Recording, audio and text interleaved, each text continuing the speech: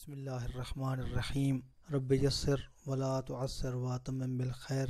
مومنین کرام، امام زین العابدین علیہ السلام کی دعا، صحیفہ سجادیہ کی دعا نمبر 44، ماہ رمضان المبارک، ماہ سیام کے آغاز اور ابتدا کی دعا۔ امام علیہ السلام نے دعائیہ انداز میں بہت سارے پیغامات ہمارے لیے بیان فرمائے ہیں۔ اگرچہ امام علیہ السلام اللہ کے ساتھ ہم کلام ہیں، پروردگار عالم کے ساتھ دعا و مناجات کر رہے ہیں، لیکن اس دعا کے کلمات بتاتے ہیں کہ اس وقت کے ماحول کو دیکھتے ہوئے امام علیہ السلام نے جان کر عمدن یہ طریقہ اپنایا ہے تاکہ محبان اہل بیت علیہم السلام تک یہ پیغام بھی پہنچتا رہے اور دشمن کی نگاہ میں اس پر پابندی لگانے کا کوئی حیلہ بہانہ بھی نہ بن سکے، کیونکہ امام علیہ السلام دعا کر رہے ہیں اور دعا پر تو پابندی نہیں لگائی جا سکتی ہے۔ علل اعلان کوئی خطاب تو نہیں کر رہے ہیں، مجمع عام سے خطاب نہیں کر رہے ہیں، امام علیہ السلام کا یہ طریقہ تھا۔ تو اس ماہ رمضان المبارک کی دعا کے اندر بھی امام علیہ السلام نے بہت سارے پیغامات کو بیان کیا ہے۔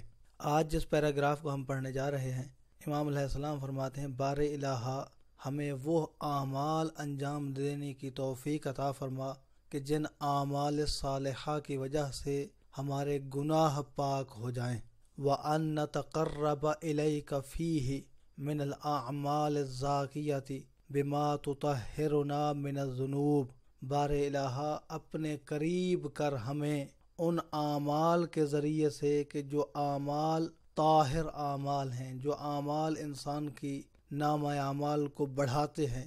زکوٰۃ کو زکوٰۃ اسی لیے کہتے ہیں، زکوٰۃ کا معنی نمو ہے، پیداوار ہے، بڑھوتری ہے۔ بار الہ ہمارے ان اعمال کے ذریعے سے تقرب عطا فرما کہ جو اعمال بڑھنے والے ہیں، جو اعمال زیادہ ہونے والے ہیں، جو اعمال صالح ہیں۔ اور ان اعمال کی خاصیت کیا ہے، ان اعمال کا اثر کیا ہے؟ بما تطہرنا من الذنوب۔ امام علیہ السلام فرماتے ہیں یہ اعمال گناہوں کو پاک کر دیتے ہیں۔ ان اعمال کے اندر صلاحیت یہ ہے کہ گناہ نہیں رہتے، گناہ ختم ہو جاتے ہیں۔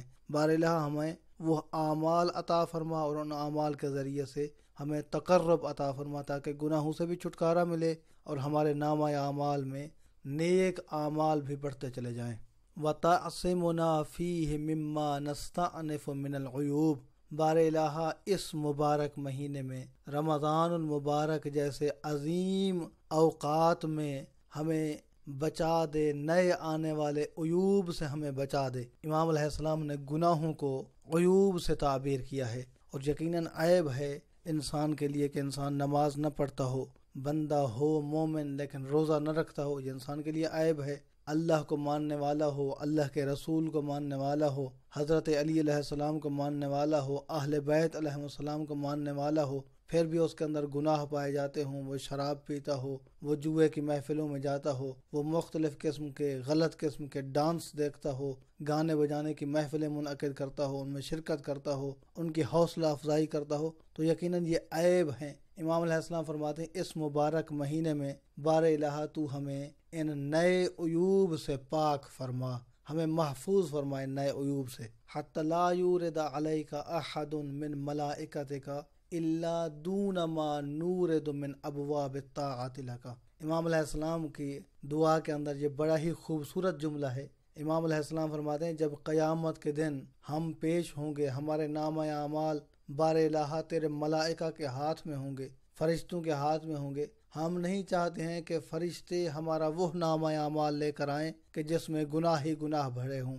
امام علیہ السلام فرماتے ہیں کہ ہم چاہتے ہیں کہ تیری بارگاہ میں آئیں تو اطاعت کے دروازے سے آئیں، تیری بارگاہ میں آئیں تو ملائکہ کو علم نہیں ہونا چاہیے کہ ان کے گناہ کتنے ہیں۔